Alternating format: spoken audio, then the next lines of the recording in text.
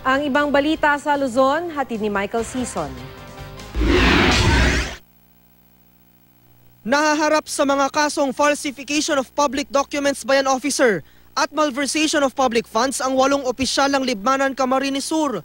Kasama sa mga kinasuhan ng Vice Alkalde ng lungsod. Ayon sa Office of the Ombudsman Luzon, nag-ugat ang kaso sa umano'y paggamit ng respondents ng mga peking resibo para sa liquidation.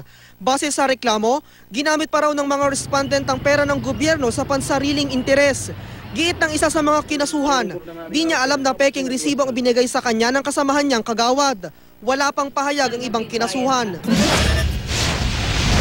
Nasugatan ng isang batang lalaki matapos maputukan ng baril sa Vigan City, Ilocos Sur.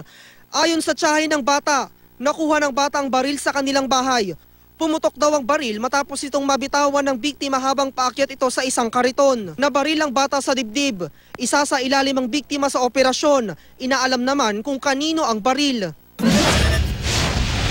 Nakita ang kalansay ng isang tao sa gilid ng Agno River sa Alcala, Pangasinan.